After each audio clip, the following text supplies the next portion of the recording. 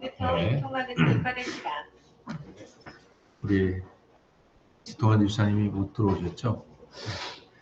제가 공독하도록 하겠습니다.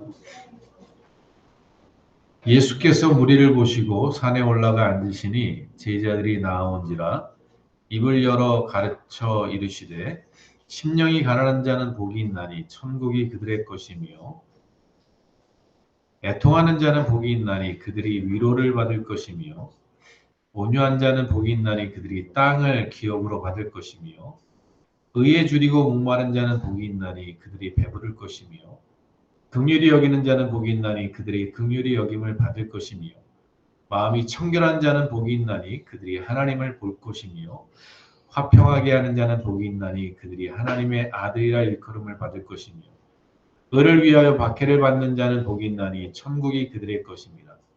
나로 말미암아 너희를 욕하고 박해하고 거짓으로 너희를 거슬러 모든 악한 말을 할 때에는 너희에게 복이 있나니 기뻐하고 즐거워하라. 하늘에서 너희의 상이 큽니다. 너희 전에 있던 선지자들도 이같이 박해하였느니라. 너희는 세상의 소금이라. 소금이 만일 그 맛을 잃으면 무엇으로 짜게 하리요? 후에는 아무 쓸데없어 다만 밖에 버려져 사람에게 밟힐 뿐이니라. 너희는 세상의 빛이라. 산 위에 있는 동네가 숨겨지지 못할 것이요 사람이 등불을 켜서 말 아래 두지 아니하고 등경 위에 두나니 이러므로 집안 모든 사람에게 비추이느니라. 이같이 너희 빛이 사람 앞에 비추게 하여 그들로 너희 착한 행실을 보고 하늘에 계신 너희 아버지께 영광을 돌리게 하라. 내가 율법이나 선지자를 폐하러 온 줄로 생각하지 말라. 폐하러 온 것이 아니요 완전하게 하려 함이라. 진실로 너에게 이르노니 천지가 없어지기 전에는 율법의 1.1획도 결코 없어지지 아니하고 다 이루리라. 그러므로 누구든지 이 계명 중에 지극히 작은 것 하나라도 버리고 또 그같이 사람을 가르치는 자는 천국에서 지극히 적다 일컬음을 받을 것이요 누구든지 이를 행하며 지키는 자는 천국에서 크다 일컬음을 받으리라. 내가 너에게 이르노니 너희 의의가 서기관과 바리새인보다 더 낫지 못하면 결코 천국에 들어가지 못하리라. 아멘.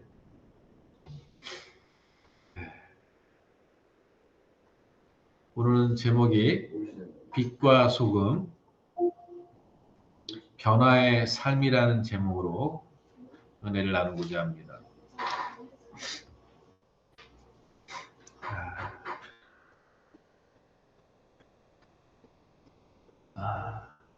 우리의 믿음과 신앙은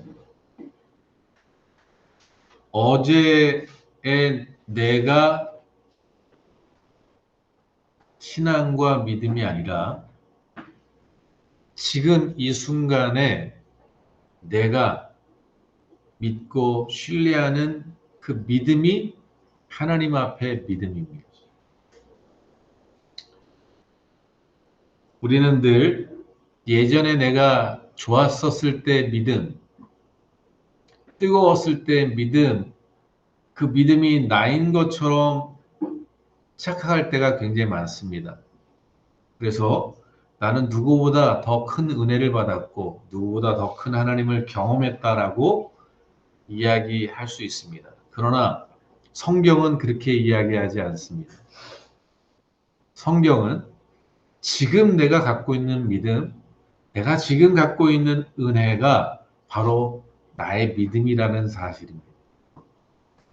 이전에 아무리 우리가 큰 기적과 은혜를 경험했다 할지라도 내가 지금 하나님을 경외하고 하나님을 신뢰하지 않는다면 우린 지금 하나님 앞에 온전한 믿음으로 서 있는 것이 아님을 깨달아야 하는 것입니다. 사도 바울은 이렇게 이야기합니다.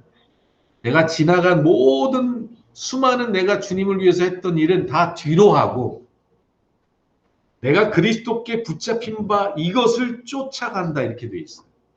그러니까 내가 한 모든 것은 뒤로 하는 거예요. 그건 지나간 거예요. 하나님 앞에서는 지금 이 순간 이 시점에 내가 그리스도와 함께 동행하는 삶 이것을 사도 바울은 내가 그리스도께 붙잡힘 되었다 이렇게 표현합니다. 내가 주님께 사로잡힌 사람이다. 이런 얘기죠.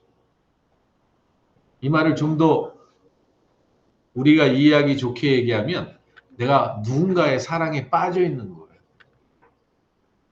그렇죠? 여러분 누군가를 사랑해 보세요. 그 사람의 사랑에 빠져 보세요. 눈이 멀잖아요. 그리고 그게 행복이잖아요. 그 사람이 당신 어디 있어? 자기 어디 있어? 이렇게 얘기하면 막 억압하는 게 아니라 그게 더 행복인 거죠. 나를 억압하는 게 더 행복인 것처럼 여겨질 만큼 그에게 붙잡혀 있는 것이 우리의 행복인 것처럼 우리가 그리스도에게 붙잡혀 있는 것이죠. 사도 바울은 그렇게 표현합니다. 오늘 우리가 하나님 앞에 어떠한 믿음으로 서느냐가 내가 이전에 어떻게 살았느냐보다 더 소중하고 중요하다는 사실을 늘 성경은 말하고 있어요. 그래서 예수님께서 누구든지 나를 따라오려거든 자기를 부인하고 자기 십자가를 지고 따르라 이렇게 말씀하지 않고 날마다 따르라 이렇게 말씀하세요. 우리가 주님을 따라가고 믿고 의지하고 살아가는 이 모든 삶은 그 하루로 이루어지는 것이 아니라 날마다 그 길을 걸어감으로 하나님 앞에 온전하고 의롭게 되어지는 삶을 우리가 살아가게 된다는 거예요. 우리는 늘 단회적인 것에 굉장히 집착하고 살 때가 많아요. 그래서 어느 목표에 딱 도달하면 그때부터 손을 놓습니다. 그렇지 않아요? 내가 뭐 어떤 목표를 냈는데 그게 딱 이루어졌다 그러면 딱 마음을 풀고 해이해지고 나태해지잖아요. 근데 주님은 그런 지점이 결코 없다라고 얘기해요. 우리가 바라보고 나아가는 이 삶의 믿음의 신앙의 여정은 날마다 그 매일매일의 순간이 주님 앞에 또 한 걸음씩 나아가는 신앙의 여정이라는 사실이에요. 그래서 그 길을 날마다 따라가는 것, 이것 자체가 하나님 앞엔 의예요. 자, 예를 들면 이런 거예요. 내가 예전에 하나님을 위해서 엄청나게 큰일을 했어요. 그러니 나는 이제 덜 해도 되겠지. 예전에 내가 그래도 주님 앞에 큰일을 했는데 라고 생각하면 오산이에요. 왜냐하면 하나님 안에서는요. 그 큰일을 이루게 하신 분도 사실 누구예요? 하나님이죠. 그 시대에 그 타임에 그때 내게 그런 기회를 주셨기 때문에 그렇게 하는 거예요. 성공 신화를 여러분 보면 성공한 사람들의 그 가장 중요한 포인트가 어디 있냐면 시대를 타고 나는 거예요. 그 시점을 타고 나는 거예요. 여러분 지금 삼성, 현대 이런 기업들 같은 기업을 지금 이 시대에 만들어낼 수 있을까요? 거의 불가능해요. 거의 불가능해요. 왜냐하면 삼성이나 현대나 대우도 지금 사라졌지만 이런 기업은 국가에서 지원해준 때였어요. 네. 군인들이 정치할 때 나라에서 막 당신은 와서 이거 하세요. 당신은 이거 하세요. 막 이렇게 국가가 밀어주고 키워줬던 기업들 아니에요. 그 시대가 그런 거예요. 여러분 지금 누가 대통령이 불러가지고 당신 이거 하세요 이러면 대통령이 잘려요.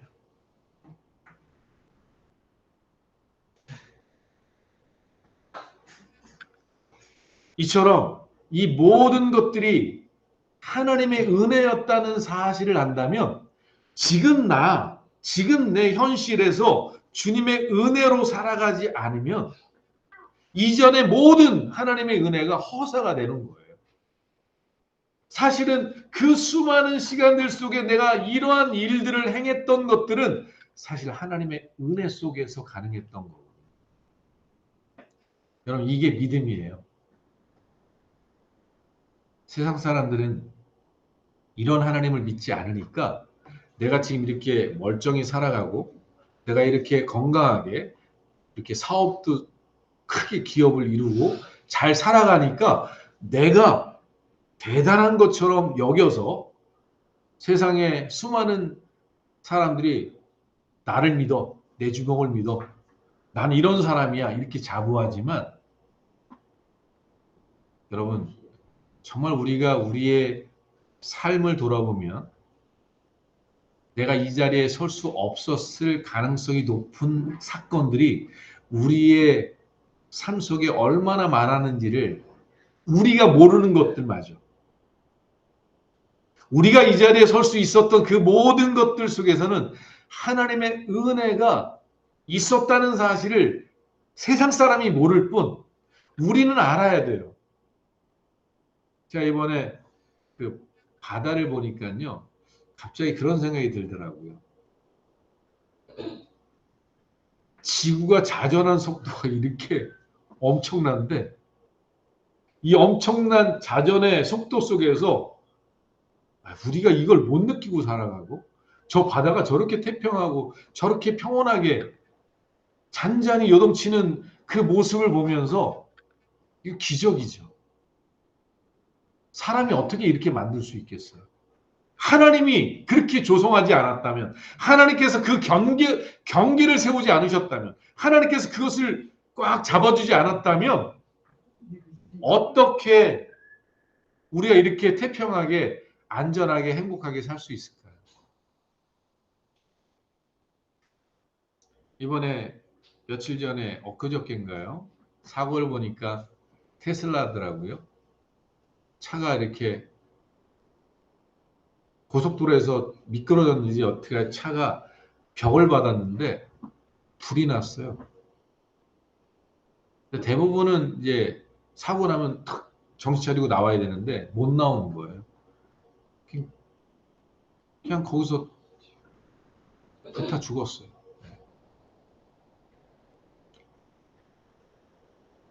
우리가 운전을 하면서 얼마 그 위험한 순간들이 많습니까? 저도 이 큰 차 옆으로 바퀴 사이로 들어갔다 나왔다 한 적이 있고 졸다가 운전하다가 위험한 일들을 당한 적도 있고요. 우리의 매 순간마다 얼마나 수많은 위험들이 있고 지나갔는지 우리가 우리 된 것, 지금 우리가 이렇게 살아가고 있는 모든 것 속에는요. 하나님의 사랑과 은혜가 있다는 사실을 믿어야 합니다. 세상에 저렇게 많은 사람들, 저 사람들을 그러면 하나님 안 믿는데 하나님이 왜 저들에게는 좀 하나님 믿게 좀 때려주시지? 왜 저렇게 내버려 두시는 것 같은가? 라고 여러분 생각하실지 모르지만 여러분 하나님은 성경에 이렇게 기록해요. 햇빛을 그들에게도 악인과 선인에게도 동일하게 해주시고 비도 악인과 선인에게 동일하게 해주세요. 그러면 악인한테는 왜 주실까요? 악한데. 여러분 우리도 사실은 예수 믿기 전에는 악인이었어요. 50보 100보. 만약에 내가 그 사람의 위치에 있었으면 나는 더 악한 삶을 살 수도 있었을지 몰라요. 하나님은 이 지구상에 있는 수많은 사람들을 왜 죄인들을 한 번에 쓸어버리지 않으실까? 그들의 회개를 기다리시는 거예요. 여전히 하나님 그들 속에 가능성을 보시고 계시고 아직도 그들 안에 하나님을 만날 수 있는 그 여지를 남겨두시려고 지금도 기회를 주시게 있는 걸 세상 사람은 모를 뿐이에요. 만일 하나님이요 노아의 심판처럼 우리를 심판하셨다면 지금 남아있을 사람이 많지 않을 수 있습니다. 근데 하나님이 참고 인내하시는 게 영원하진 않습니다. 하나님이 분명히 심판하실 때가 있습니다. 개인으로는 개인에게 마지막 종말이 있죠. 전 지구적으로도 종말이 있습니다. 제가 어제 잠시 유튜브를 보는데요. 중국에서 AI 로봇이 가이드를 해주더라고요. 근데 그 가이드하는 모습이 좀 불편해요. 왜냐면 아직 거동하는 것들이 부자연스럽고 계단을 오르내리는 것도 약간 부자연스럽고 그런데 그 속에서 그 속에서 그 가이드를 부탁한 사람의 가이드를 설명해주고 어떠한 것들을 알려주고 정보를 주고 그래서 이 사람이 여행할 때 어떤 차를 타고 어떻게 전철을 타고 어떻게 하는지를 그 로봇이 가이드한 것을 체험하는 거였어요. 그 유튜버가 그 인공지능 가이드를 이제 체험하는 유튜버였던 거예요. 근데 지금은 부족하지만 여러분 그 모습을 보면 멀지 않아. 멀지 않아. 진짜 인공지능 가이드들이 인공지능 로봇들이 가이드만 아니라 집안의 청소부터 아이 돌보미부터 온갖 일들 속에 인공지능 로봇이 할 일들이 넘쳐날 거예요. 그런 시대로 들어가고 있는 거죠. 근데 이 모든 시간들을 우리가 생각해 보면 이 모든 사인들은요, 성경이 이야기하는 종말을 향해 가는 과정이에요. 성경이 귀결되고 성경이 이루어지려면 요한계시록이 성취돼야 되는데 요한계시록에 있는 말씀이 실제로 세상에 일어나고 있는 거예요.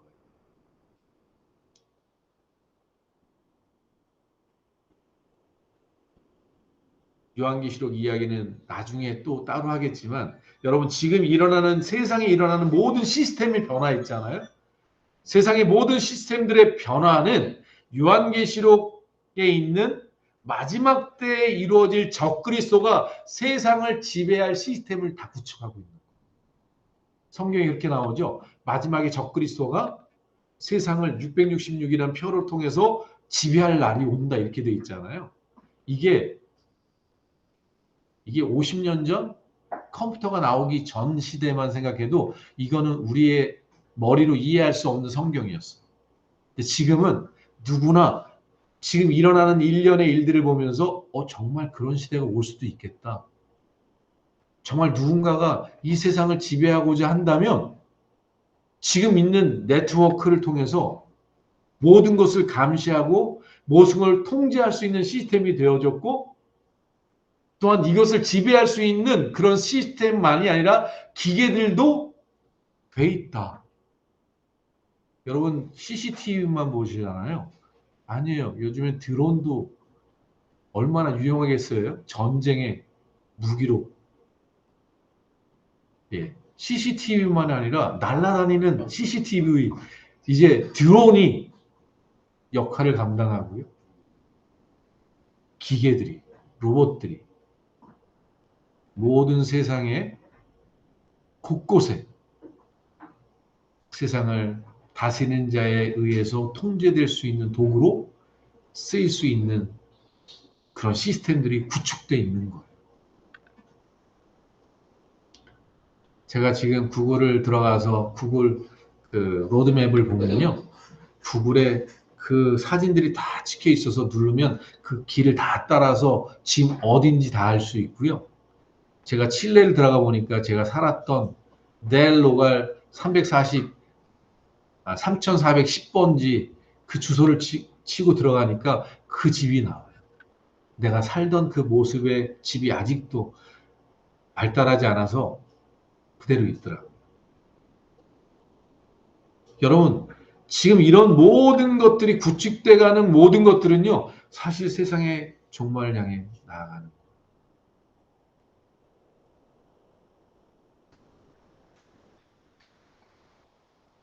이러한 시대를 이야기하고 있는 성경을 우리가 진리로 믿고 하나님의 말씀으로 믿고 있기 때문에 오늘 이 마태복음 이 말씀도 오늘 우리에게 진리의 말씀으로 우리에게 주어지는 거예요.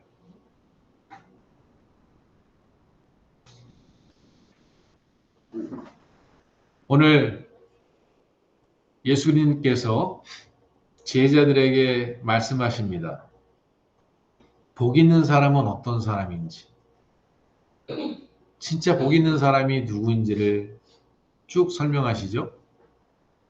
팔복이라고 우리가 이야기하는 심령이 가난하고 애통하고, 네, 온유하고 의에 줄이고 궁휼히 여기고 마음이 청결하고 화평케 하고 의를 위해 핍박을 받고 주님의 이름을 위해 고난을 당하는 자들, 그들에게 하나님이 복이 있다. 왜냐하면 그들이 이 땅에서 하나님이 주시는 복을 누릴 뿐만 아니라 하나님이 궁극적으로 영원한 복을 주시기 때문에 이렇게 말합니다. 여러분, 이 땅에서는 어떠한 복을 누리느냐? 심령이 가난한 자는 뭐예요? 이 땅에서 사는데 천국을 누리며 사는 거예요.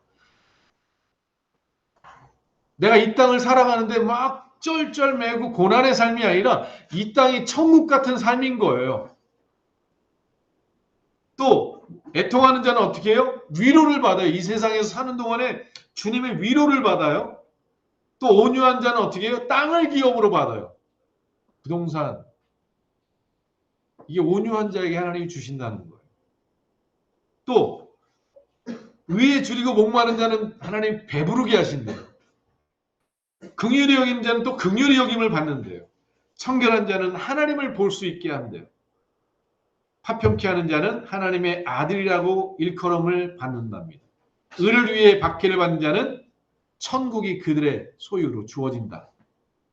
주를 위해 고난을 당하는 자들에게 하나님이 복을 허락하신다. 우리의 하늘에 상이 쌓인다라고 말씀하십니다. 사랑하는 성도 여러분, 이런 복 다 누리고 싶지 않아요? 그렇죠? 정말 이 복을 우리가 다 누리고 싶은 마음 아니겠습니까? 이 땅에서 우리에게 베풀어 주신 하나님의 은혜죠. 네, 이러한 복된 심령을 갖고 살아가는 이 삶은요, 예수 그리스도 안에서 하나님이 허락하시는 은혜이기도 합니다. 왜냐하면 예수 그리스도 안에 있으면 예수 그리스도의 마음이 이렇거든요. 예수의 마음이 우리 안에 임하고 예수의 사랑과 예수의 생명이 우리 안에 거할 때 이런 복된 심령이 되어지고 복된 삶이 되어진다는 사실이에요.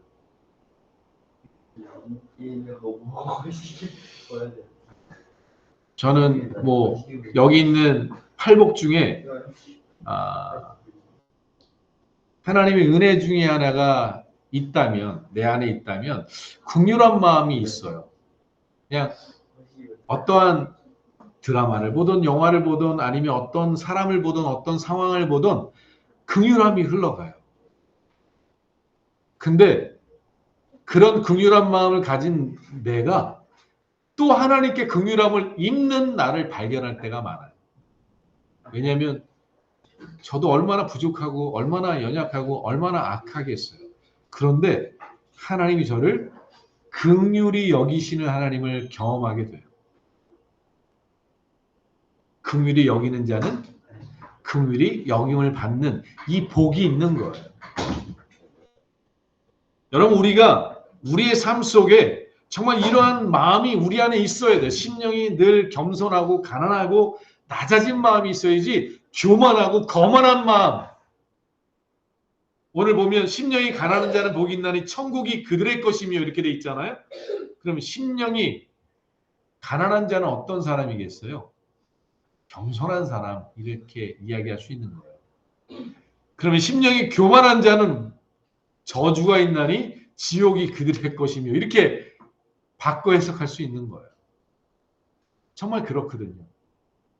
교만한 자는요, 하나님의 저주를 받는데 사단이 그래요. 사단이 교만해서 저주를 받았잖아요. 지옥이 그들의 건 거예요. 유황불이 그들의 거인 거예요. 우리 안에 애통하는 마음, 온유한 마음, 의를 위해 줄이고 목마른 마음, 긍휼히 여기는 마음, 청결한 마음, 화평케 하는 마음, 의를 위해서 아낌없이 나를 희생하는 마음, 예수님을 위하여, 예수님의 이름을 위하여 어떤 희생도 감수하는 그런 마음이 우리 안에 있는 그것이 있다면 정말 복 있는 사람이라는 사실을 예수님께서 말씀하시는 거죠. 우리가 돌아봐야 될 건 이겁니다. 우리가 우리 안에 이러한 마음이 있는가? 우리 안에 이러한 마음들이 삶 속에서 우러나고 있는가? 아니면 이 반대와 같은 마음이 있는가? 생각해 보세요. 교만하고, 여기 보니까 애통하는 마음이 있는데 매정하다 이렇게 표현하면 되겠죠. 매정하고요. 온유한 게 아니라 아주 사납고요. 의로운 게 아니라 불의하고 긍휼이 있는 게 아니라 아주 강팍하고 청결한 게 아니라 더럽고 화평케 하는 게 아니라 이간질하고 의를 위해 박해를 받는 게 아니라 불의를 위해 살아가고 예수님의 이름을 위해서 희생하는 게 아니라 예수님의 이름에 먹칠하는 삶을 살고 여러분 이렇다면 나는 어떠한 삶을 살고 있는 거죠? 복 없는 삶, 저주의 삶을 사는 거죠. 우리가 우리를 돌아볼 때 어떤 마음이 우리 안에서 나타나는가를 돌아봐야 돼요.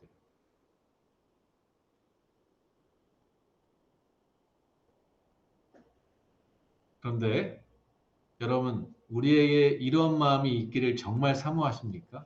정말 이러한 복된 마음을 우리가 갖고 싶습니까? 그러면 그 길은 단 한 가지밖에 없어요. 우리가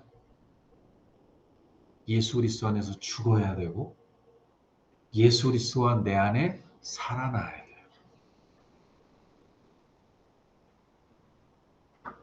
우리가 매 순간을 살아가면서 늘 우리가 전쟁을 하는데 정말 내가 예수님을 믿는 사람이라면 우리의 삶에 늘 이 전쟁이 싸워요. 바울이 얘기했던 것처럼 내 안에 두 자아가 싸워요. 근데 어떤 싸움이냐면 예를 들면 이런 거예요. 앞에 원수가 있어요. 저 괘씸한 놈. 내가 가만 안 둘 거야 라는 마음이 내 마음속에서 스물스물 올라와서 저는 정말 진짜 미워 죽겠어 하는 마음이 내 안에서 막 가득 차 올 때 그때 그 내 마음을 죽이고 부인하고 사단아 물러가라. 너 지금 나를 죄악된 길로 나쁜 길로 나를 인도하는구나. 그리고 주님 도와주세요. 저 원수를 사랑할 수 있도록 하나님 도와주세요. 주님 저 사람을 미워하지 않게 도와주세요. 이렇게 주님께 기도하고 주님께 의지하고 그래서 그 미워하는 마음을 죽이고 그 주님이 주시는 마음이 내 안에서 일어나서 그 사람을 사랑할 수 있고 용서할 수 있는 마음을 가진 사람이 그 사람이 예수 그리스도의 사랑인 거예요. 이것이 신앙의 승리예요. 근데 우리가 신앙생활 한다고 하면서 이러한 것을 전혀 몰라가지고 내 마음에서 일어나는 대로 살아요. 미워하면 미워하는 대로, 욕이 나오면 욕 나오는 대로, 짜증나면 짜증나는 대로, 화나면 화나는 대로 온갖 내 육신이 원하는, 내 육신이 나오는 대로 다 행하는 삶을 살아가면 죽어요. 이게 온유한 마음이 내 안에서 일어나야 되는데 온유한 마음이 나오지 않는 거예요. 긍휼한 마음이 나와야 되는데 긍휼한 마음이 안 나와요. 그때 그 마음을 죽여야 돼요. 사단아 물러가라. 나한테 저주의 마음을 끌어내는구나. 마귀의 마음을 끌어내는구나. 그렇게 사단아 물러가라. 물리치고 나를 부인하고 나를 죽이고 주님 나에게 긍휼한 마음을 주세요. 나에게 온유한 마음을 주세요. 나에게 의에 줄이고 목마른 마음을 주세요. 청결한 마음을 주세요. 이렇게 기도하는 거예요. 주님 앞에. 그래서 내 안에서 뭐가 살아나요? 내 안에서 주님의 마음이 이렇게 올라오는 거예요. 주님께서 사랑할 마음을 주시고 용서할 마음을 주시고 주님께서 내 마음속에 긍휼한 마음을 주시고 온유한 마음을 주시는 거예요. 이게 그리스도가 내 안에 사는 삶인 거예요. 여러분 이 싸움을 하지 않잖아요? 그럼 우린 늘 마귀의 생각에 우리 육신대로 살다 망하는 거예요. 근데 그럴 때마다 그 내 마음속에 일어나는 내 육적인 생각, 내 인간적인 생각, 내 옛사람, 죄악된 사람의 생각을 부인하고 죽이고 내 안에 계신 예수 그리스도의 마음을 끌어내야 돼요. 주님의 은혜를 구하고 주님의 사랑을 구하고 주님의 긍휼을 구하고 도움을 청해서 예수님께서 내 안에 힘과 은혜와 사랑과 용기를 주셔서 그 주님의 복된 삶을 살아가도록 우리가 변화되는 삶을 사는 거죠. 그래서 여러분 온유하게 살려고 하면 여러분 언젠가 죽어요. 자, 생각해 보세요. 누군가가 나에게 좀 버릇없게 했어요. 그래서 내가 그래 온유한 자는 복이 있어. 그러니까 온유한 자는 복이 있다니까 땅을 유업으로 받는데 땅을 그러니까 참았어요. 온유하게 그래 내가 용서해 줄게. 그래 괜찮아. 참았어요. 온유해졌어요. 그 다음번에 또 그 사람이 그래요. 내 마음속에 막 화가 나는데 온유한 자는 복이 있댔지. 그래 온유해야지. 그래, 또 온유해졌어요. 그래갖고 괜찮아. 이렇게 잘 대해줬어요. 세 번째 또 그래요. 3세판 진짜 나를 무시해? 내가 그렇게 해줬는데 여러분 이게 쌓이잖아요. 내가 내 힘으로 온유함을 끌어내가지고 막 온유하게 살았잖아요. 언젠가 이게 폭발하면 온유하지 않은 것만 못한 아주 비참한 삶으로 끝나는 거예요. 이게 사단이 만들어내는 거짓이에요. 내 안에서 주님이 주시는 온유가 아니라 내가 끄집어낸 온유, 인위적으로 만든 온유로 행했다가 나중에 진짜 폭탄 터지듯 왜냐면 사단이 알잖아요. 이게 거짓된 온유인지 진짜 온유인지 알잖아요. 그래서 자꾸만 건드린 거예요. 그래 너 온유하지? 그래 한번 이것도 온유해봐. 그래 너 긍휼이 많지? 이것도 긍휼히 해봐. 너 이것도 해봐. 겸손해져봐. 여러분 내가 겸손해지고 내가 긍휼히 여기고 내가 온유해지고 하려고 하면 할수록 언젠가는 고갈되어지고 이제 고갈되고 바닥이 드러나기 시작하면 터집니다. 그때는 마치 용암이 터지듯 터지는 거예요. 여러분 이게 신앙생활이 아니란 말이에요. 성경이 말하는 진짜 신앙생활은 예수 그리스도가 내 안에 계셔서 그 예수님께서 내 안에 주시는 성령의 도우심을 통해서 내 자아를 죽이고 내 육신을 십자가에 못 박고 내 정욕을 부인하고 나를 부인하고 내 안에 그리스도께서 사하신 것을 인정하고 주님의 은혜를 구하고 주님의 도우심을 구해서 주님이 내게 주시는 사랑과 주님이 내게 주시는 긍휼과 주님이 내게 주시는 온유한 마음으로 살아가는 사람입니다. 저는 이러한 경험을 이전에도 수없이 하지만 근래에도 요즘에도 수없이 하고 살아갑니다. 수없이 내 안에 막 이렇게 차오르는 분노, 차오르는 불만족 이런 것들이 막 올라올 때 그때 사단아 물러가라. 그리고 주님의 얼굴을 구하고 주님 내 마음이 편치 않습니다. 주님 내 마음에 이런 부조리가 내 마음속에서 올라오고 있습니다. 주님 도와주세요. 그러면요.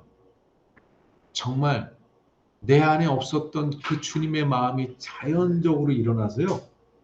그냥 자연적으로 긍휼해져요. 자연적으로 온유해져요. 내가 억지로 참으면서 온유한 척하는 게 아니라 내 안에서 그 사람을 향해서 온유한 마음이 나오도록 주님께서 도와주시는 거예요. 이게 진짜 그리스도인인 거예요. 이게 진짜 내가 죽고 그리스도가 사는 사람이라는 거예요. 흉내내는 게 아니라 주님의 은혜를 덧입고 주님이 내 안에서 마음껏 주님이 내 안에서 일하실 수 있도록 주님을 높여드리고 주님이 내 안에서 역사할 수 있도록 주님의 은혜로 충만해지는 거예요. 사실 우리가 주님으로 충만하지 못한 이유가 있다면 우리는 주님으로 충만해지고 싶어지는 게 아니라 우리는 우리의 욕심으로 가득 차기를 원하는 마음이 가득 차 있어요. 이것도 잘 돼야 되고 저것도 잘 돼야 되고 이것도 갖고 싶고 저것도 갖고 싶은 마음이 내 안에 가득 차면 가득 찰수록 주님은 계실 공간이 적어지는 거예요. 마치 병 속에 주님이 계시지만 오물이 들어오면 들어올수록 그 안에 있는 주님의 물이 빠져나가는 것처럼 주님으로 가득 차 있는 우리의 심령이 세상의 욕심이 들어오면 들어올수록 그만큼 나가는 거예요. 주님이 계실 공간이 없는 거예요. 우리의 삶이 왜 예수님을 믿는데 이런 주님의 온유하고 의롭고 긍휼하고 청결하고 화평케 하고 이런 아름다운 마음이 우리 안에서 점점 사라질까요? 그것은 내 안에 더러운 것들이, 더러운 마음들이 내 안에 가득 차지기 때문에 그래요. 이 더러운 마음들을 다시 그리스도의 보혈로 씻어내고 정화시키고 그리고 예수 그리스도의 사랑과 은혜로 내 안에 충만해지도록 주님 앞에 무릎 꿇고 기도하고 주님의 은혜를 사모하고 주님께 기도하고 구하고 찾고 두드리고 부르짖고 그럴 때 주님께서 은혜의 문을 열어주시고 우리에게 주님이 우리에게 긍휼을 구하는 자에게 긍휼을 허락해 주시고 온유를 구하는 자에게 온유를 허락해 주시는 이런 은혜를 경험하게 되는 거예요. 이게 진짜 그리스도의 생명이에요. 이게 진짜 그리스도인의 신앙생활이라고. 그것을 어디서 증명하냐면 그 다음 13절부터 나오는 말씀이 증명해요. 뭐라 그러죠? 너희는 세상의 소금이니 소금이 맛을 잃으면 무엇으로 짜게 하리요? 후에는 아무 쓸데없어 다만 밖에 버려져 사람에게 밟힐 뿐이라. 너희는 세상의 빛이라. 산 위에 있는 동네가 숨겨지지 못할 것이요 사람이 등불을 켜서 말 아래 두지 아니하고 등경 위에 두나니 이러므로 집안 모든 사람에게 빛이 누니라 라고 되어 있어요. 자, 여기서 뭐가 나오죠? 우리는 세상의 빛과 소금이다. 다시 말하면 우리 존재가 예전엔 어둠이었고 예전엔 독초였는데 예수 그리스도 안에서 빛과 소금이 되어진 존재로 바뀌었다는 거예요. 내 안에 예수 그리스도로 충만해지니까 내 안에 그리스도로 변화된 삶이 되어지니까 이전엔 김동완이었던 내가 이제는 그리스도인이 온전히 되고 나면 빛과 소금이 되어지는 거예요. 왜? 내 안에 계신 주님이 빛과 소금이니까. 달이 저녁에 빛을 발하죠. 왜 그렇죠? 예, 태양의 빛을 받았기 때문에 그래요. 우리가 어떻게 빛이 되느냐? 그리스도의 빛이 우리 안에 거하니까 빛이 되는 거예요. 그리스도가 소금이기 때문에 소금 대신 그리스도가 우리 안에 있기 때문에 소금의 맛을 내는 거예요. 우리의 존재가 바뀌는 거죠. 죄가 우리 마음에 들어오잖아요. 그럼 그 빛이 어두워집니다. 우리 마음속에 세상의 물이 들어오잖아요. 그 소금의 맛이 사라집니다. 희석됩니다. 우리 안에 그리스도로 충만해지면 빛과 소금의 삶이 되어지는 거예요. 이게 존재적 변화인 거예요. 그리스도인들은 흉내내는 사람이 아니에요. 착하려고, 긍휼하려고, 온유하려고 하는 사람이 아니라 그리스도가 우리 마음속에 있어서 그리스도의 생명이 우리 안에 있어서 존재적으로 그분의 생명이 내 안에서 역사하는 거예요. 여러분, 예수님이 우리 안에 충만해지잖아요. 그러면 제일 먼저 활발하게 활동하는 게 뭔지 아십니까? 양심이에요. 예수님이 우리 안에 충만해지면 제일 먼저 우리 안에 양심이 밝아져요. 옛날에는 아무것도 아니었던 이게 무슨 죄야. 운전하다가 차 운전하는데 누가 껴들어오면 막 욕하고 화내고 정말 저 사람 잘못한 거죠. 그런데 예전에 이게 아무런 죄도 아니었어요. 근데 주님이 내 안에 충만해지잖아요. 그럼 내 안에 양심이 동환아 이러면 안 되잖아. 동환아 이거 하나님이 싫어하시는 거잖아.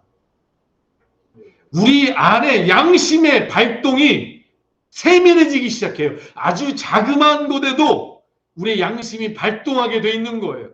이게 예수 그리스도의 빛이 우리 안에 거하고 예수 그리스도의 소금이 우리 안에 충만해지면 충만해질수록 그 세밀한 것들이 드러나기 시작하는 거예요. 여러분 여기 있는 불들 다 꺼보세요. 어둡죠? 하나만 켜보세요. 좀 환해져요. 그러나 어두워요. 근데 이걸 다 켜보세요. 그러면 세밀한 구석구석에 모든 더러운 게 드러나기 시작하는 거예요. 예수 그리스도가 우리 안에 충만해지면 충만해질수록 변질되고 더럽혀졌던 우리의 양심이 깨끗해져요. 그래서 우리 안에 자그마한 일에도 우리의 마음속에서 이런 거 안 되는데 하나님 싫어하시는데 이게 느껴져요. 깨달아 알아요. 그러면 어떻게 하죠? 주님, 내 마음속에 이런 더러운 게 있네요. 주님 도와주세요. 깨끗게 해주세요. 내 마음에 정결한 마음을 주세요. 내 마음에 긍휼한 마음을 주세요. 이렇게 주님께 기도하기 시작하는 거예요. 그러면 주님이 그러한 간절히 구하는 자들의 마음속에 사랑과 용서와 온유와 이런 마음들을 주세요. 여러분 기도해도 난 목사님 기도하는데 그런 마음이 안 들어요 라고 얘기하는 분이 있으면 제가 이렇게 얘기 드리고 싶어요. 더 간절히 기도하세요. 더 간절히 기도하세요. 왜냐하면 저는 100% 200% 확신해요. 내가 정말 하나님 앞에 진실하게 구하면 하나님 응답하세요. 정말 간절하게 긍휼한 마음을 갖기 원한다면 기도하세요. 언제까지? 긍휼한 마음을 주실 때까지. 저는 이러한 기도의 경험을 실질적으로 해본 사람이기 때문에 이야기할 수 있어요. 정말 주님 앞에 기도하고 간절하게 내가 정말 긍휼한 마음이 없으면 안 되기 때문에 하나님 긍휼한 마음을 달라고 간절히 기도하고 끝까지 기도하면 하나님이 긍휼한 마음을 불어넣어 주세요. 온유한 마음을 주세요. 왜냐하면 우리 안에 계신 그분이 넉넉히 우리를 도우시는 분이시기 때문에 그래요.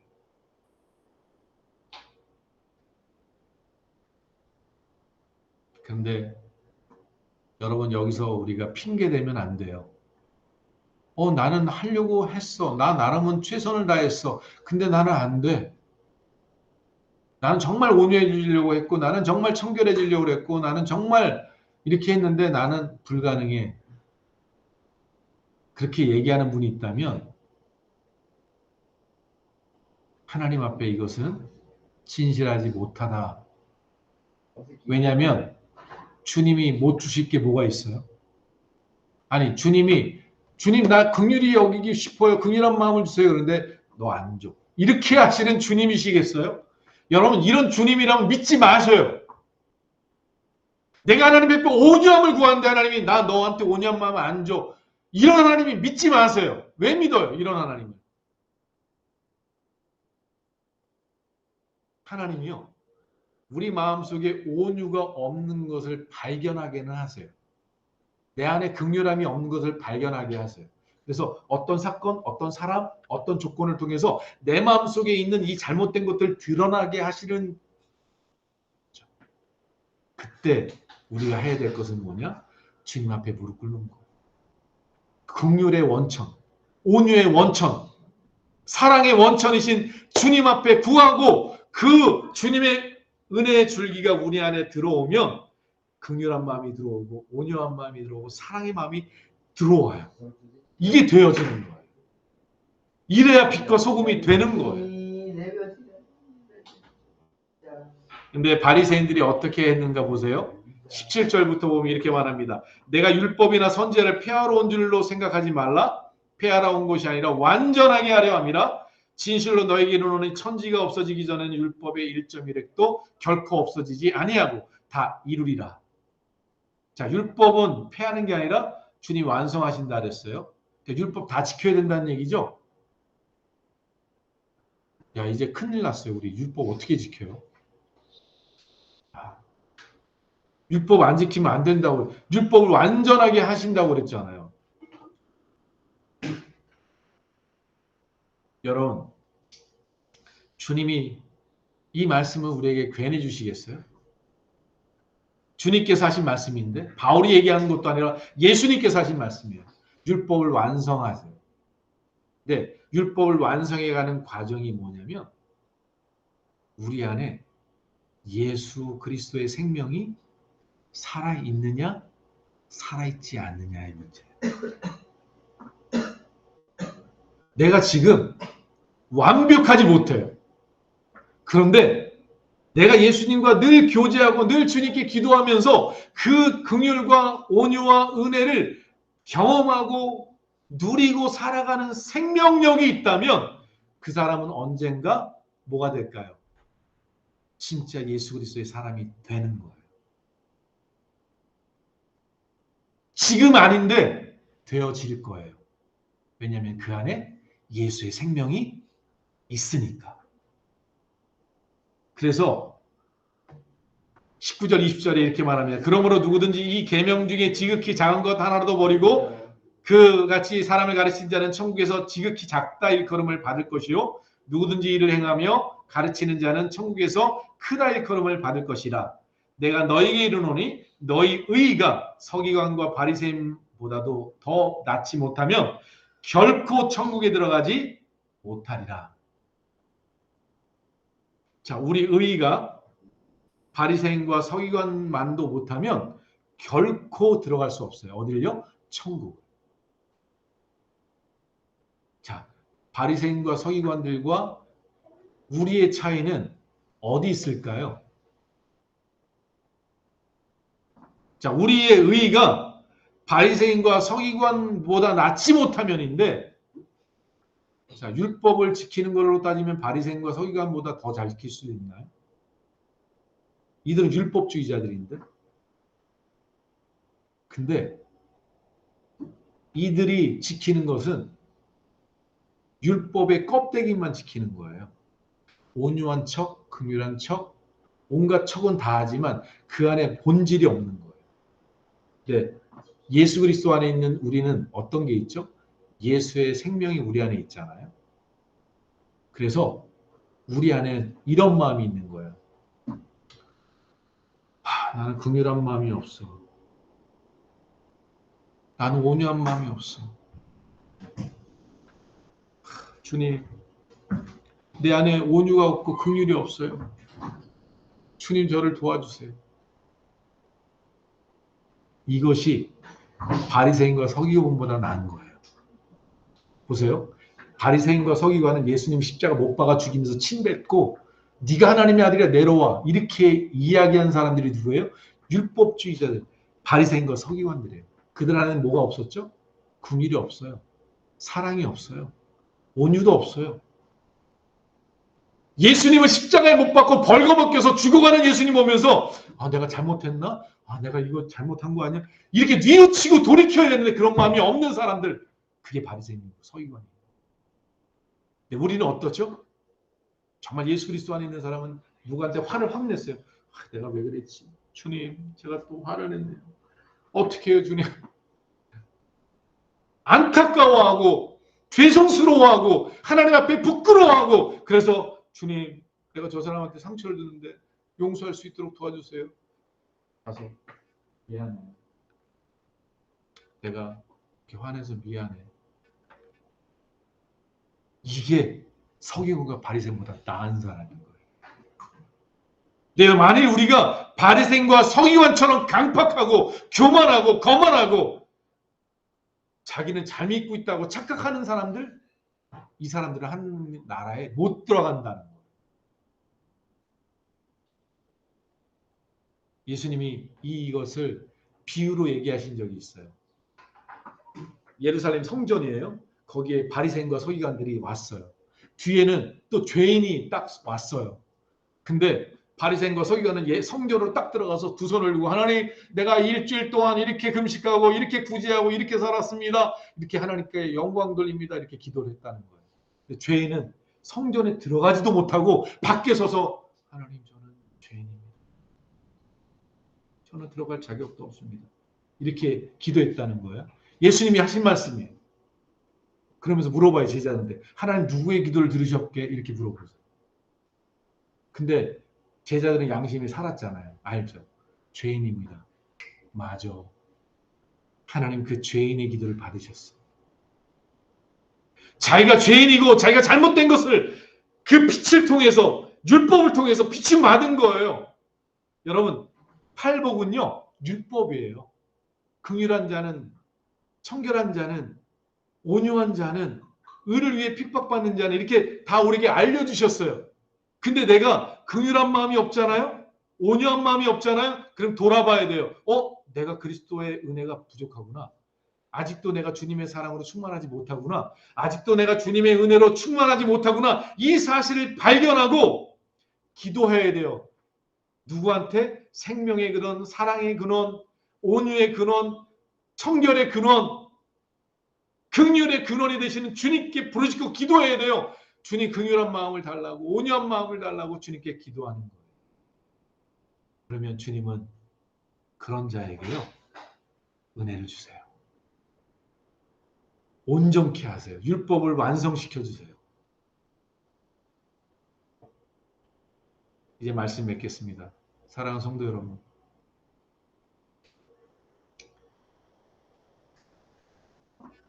우리가 이 시대에 무엇을 위해 살아가고 있는가 생각해 보세요. 수많은 사람들이 정신없이 살아가요. 왜냐하면 지금은 더 먹고 살기 힘든 시대이기 때문에 더 정신없이 살아가요. 뭘 놓치죠? 하나님의 나라를 놓쳐요. 천국을 놓쳐요. 여러분, 교회는 왜 존재하느냐? 교회는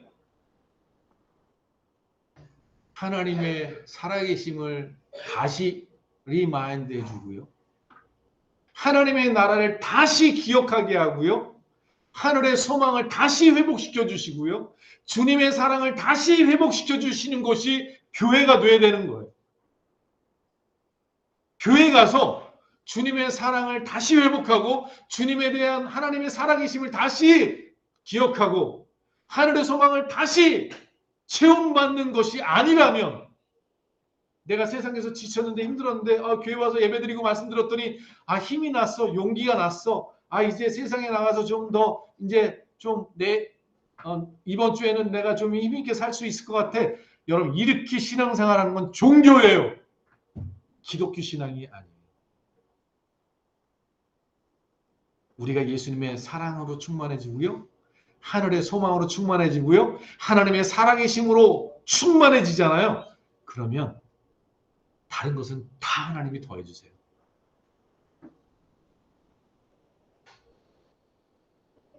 그는 이 상위가 있잖아요. 이렇게 상위가 커버하는 게 크잖아요. 근데 밑에 걸 취하면 그 위에 건 못 가져요. 위에 것을 취해보세요. 나머지 다 같잖아요. 하나님을 구하고 하나님을 만나보세요. 하나님을 누려보세요. 나머지는 하나님이 다 더해주시는 것들. 사랑하는 성도 여러분, 세상이 점점 지식이 많아지고요. 논리도 많아지고요. 철학도 더 깊어져서 과학이 발달하고 막 이러면서 사람의 마음이 얼마나 교만해졌냐면 지금 인간을 창조하는 수준까지 왔잖아요. 하나님이 창조한 것처럼 창조를 못해도 크론이라는 것을 만들잖아요. 크론. 복제인간을 만든다고. 그래서 사람들이 어느 만큼 높아지고 교만해지면 우리가 신이야. 신이 어디 있어? 우리가 신이지. 네, 여러분, 정말 이 수많은 세상의 철학과 논리에 잠깐 귀 기울이잖아요. 그럼 그 말이 다 진리같이 보여요. 그게 다 옳은 것처럼 보여요. 자, 여기 제가 죄송합니다. 이 얘기까지만 하고 마치도록 하겠습니다. 이렇게 대야가 아니라 이렇게 호수라고 치자고요. 호수에 젓가락 긴 걸 갖다 꽂았어요. 근데 이 젓가락이 내가 꽂은 게 아니라 아예 꽂아져 있어요. 꽂아져 있어요. 젓가락이. 그러면 그것을 보는 우리는 그 젓가락이 어떻게 보이죠? 굴절돼 보여요. 그쵸? 그럼 누가 와서 젓가락은 굴절돼 있는 거야. 이거는 굴절돼 있어. 봐봐, 굴절돼 있잖아. 그러면 다 같이 보면 다 굴절되게 보여요. 근데 이게 굴절돼 있지 않다는 사실을 알려면 어떻게 해야 되죠? 이걸 뽑으면 돼요. 거기서 뽑아서 이렇게 딱 들면 굴절 아닌데? 꽂으면 굴절. 굴절 아닌데? 그럼 뭐지? 뭐가 진짜지? 여러분, 우리가 3차원에 살면서 3차원에 똑똑한 사람이 이거 굴절됐어 봐봐. 그러면 다 굴절된 것처럼 보여요. 그 사람들이 하는 말로 들으면 다 똑같아요. 그런데 이것을 뽑을 수 있는 분이 없어요. 이 세상에. 이걸 뽑아서 볼 수 있는 사람은 아무도 없기 때문에 그냥 이 세상 사람들이 다 똑같이 보는 거예요. 굴절된 것처럼 보이는 거예요. 그러나 예수 그리스도께서 이걸 뽑으셨어요. 죽은 자 가운데서 부활하셨고요. 무리를 걸으셨고요. 무리별에서 포도주가 되게 하셨고요. 죽은 자를 살리셨어요. 주님이 어떻게 하셨죠? 이 세상은 불가능하다는 것을 가능한 것 보여주셨단 말이에요. 3차원에 사는 우리에게 4차원 이상의 세상을 보여주셨단 말이에요. 왜 예수님의 제자들이 다 순교했는지 아세요? 그렇게 예수님이 십자가에 못 박힐 때 다 도망갔던 제자들이 예수님의 부활 승천을 봤잖아요. 예수님이 하늘 올라가는 걸 봤잖아요. 구름 너머로 넘어가는 걸 봤잖아요. 그러니 순교할 수 있었던 거예요. 사람이 죽으면 끝인데 죽은 자 가운데 부활하는 걸 직접 봤잖아요. 젓가락을 뽑으셨잖아요. 여러분 세상 사람들이 철학의 논리 거기 빠지면 바보 되는 거예요. 사실은. 성경적으로 얘기하면. 왜냐하면 3차원에 있는 사람이 아무리 봐도 3차원밖에 못 봐요. 그 사람이 아무리 이야기해도 4차원의 그림자밖에 얘기 못해요. 이게 아인슈타인이 얘기한 거예요. 아인슈타인이 그렇게 얘기했어요. 우리가 볼 수 있는 건 4차원의 그림자다 이렇게 얘기했어요. 그렇죠? 플라톤이 그렇게 얘기했죠. 이데아 세상이라고.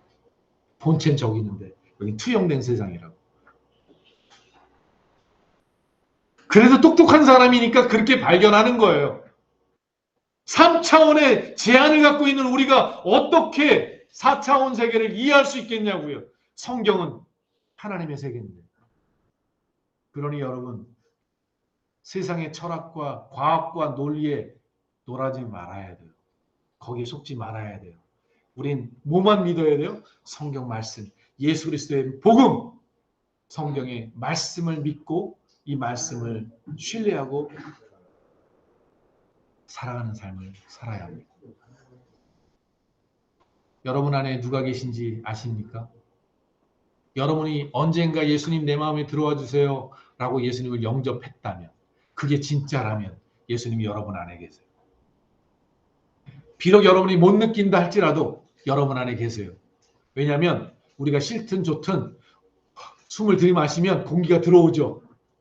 나 공기 싫어. 그러니까 들어마시면 공기만 들어오시면 이럴 수가 없어요. 숨을 들어마시면 공기도 먼저 다 들어와요. 우리가 예수님을 영접하는 순간 주님이 우리 안에 들어오세요. 왜냐하면 그건 주님이 하신 약속이기 때문에 약속을 지켜주시는 거예요. 누구든지 마음문을 열고 나를 영접하면 내가 그에게 들어가 그와 함께 더불어 먹고 마시래 이렇게 말씀하셨기 때문에 우리가 예수님 나 예수님 믿고 싶어요. 내 마음에 들어와 주세요. 그러는 순간 예수님 우리 안에 들어오세요. 우리가 그분을 인정하느냐 인정하지 않느냐는 그 다음 문제예요. 그런 거 있잖아요. 여러분 집에 손님 초대해 놓고 나 일 막 정신없어갖고 그 손님 있는지 없는지 막 아이고 잠깐만 기다리세요. 열심히 하다. 아이고 커피 한 잔 드세요. 예수님을 우리가 모셔다 놓고 잊고 살아가는 신앙인이 많을 뿐이에요. 예수님 우리 안에 계시는데 그 예수님을 박대하고 무시하고 살아가는 신앙인이 많을 뿐이에요. 그런데도 주님은 함께 계세요. 왜? 주님은 온유하고 겸손하기 때문에 그렇게 나를 박대하고 있는데 주님을 박대하고 있는데도 불구하고 주님 우리 안에 여전히 계세요. 이제는 여러분이 할 일은 한 가지예요. 그 주님이 내 안에서 마음껏 주인 노릇하고 마음껏 주님이 왕 되시도록 나를 부인하고 나를 내려놓고 예수님을 높이고 예수님께 물어보고 예수님께 구해야 돼요. 그러면 내 안에 예수님이 역사하기 시작합니다. 이런 주님을 우리 모두 누리길 주의 이름으로 축원합니다. 기도하겠습니다. 좋으신 하나님 감사합니다. 오늘 우리의 삶 가운데 주님이 찾아오셔서 우리를 구원하시기 위하여 십자가에 죽으시고 부활 승천하셔서 우리의 구원자가 되시고 우리의 소망이 되어 주셨습니다.